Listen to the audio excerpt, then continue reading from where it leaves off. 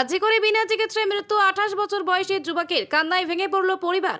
অভিযোগ সকাল 9টা থেকে বেলা 12টা পর্যন্ত পেশেন্ট পড়েছিল, তারপরও তাকে ভর্তি নেওয়া হয়নি। কোন্দাগরে অ্যাক্সিডেন্ট হয় ওই যুবকের। দুই পায়ের উপর দিয়ে লরি চলে যায়। শ্রীরামপুর হসপিটালে নিয়ে গেলে সেখান থেকে রেফার করা হয় কলকাতায়, কিন্তু আরজি কর নিয়ে আসার পরেও পরিষেবা মেলেনি। হসপিটালের তরফ থেকে বলা হয় ডাক্তার নেই, রোগীকে অন্য হাসপাতালে নিয়ে যেতে। ততক্ষণে নাগারি রক্তপাতে ঝিমিয়ে পড়ছিল রোগী। অবশেষে 12টার সময় মৃত্যু হয় তার। পরিষেবা সচল রাখি, আন্দোলন চালু থাকুক আরজি পরিবারের লোকেদের। কেন বলছেন কথাটা?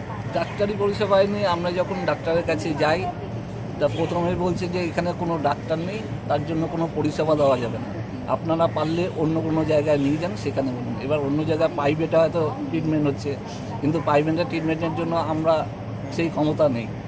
তার জন্য সরকারি হসপিটাল ওয়ার্ল্ডসে শ্রীরামপুর ওয়ার্ল্ডসে নিয়ে যাওয়া হয়েছে। শ্রীরামপুর ওয়ার্ল্ডস থেকে বলছে আরজি করুন বা আদার্স হসপিটাল, এইখানে নিয়ে আসা হয়েছে। এখানে টুকটাক প্রথমে বললো এমার্জেন্সিতে, প্রথমে কিছুই করলো না, বললো ডাক্তার নেই, কিছু করা যাবে না।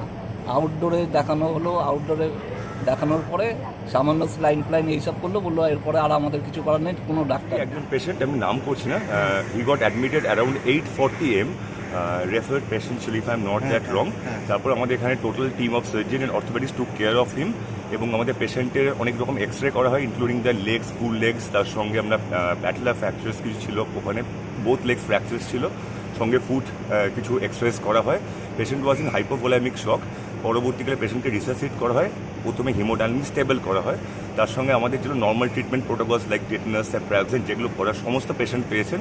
Ultimately instantly I am very unfortunate to say, যখন পেশেন্টকে আমরা সিটি স্ক্যান করতে নিয়ে যাই ডিউ টু হাইপোভোলামিক শক, ওখানে তার গ্যাসপিং ওনার শুরু হয়।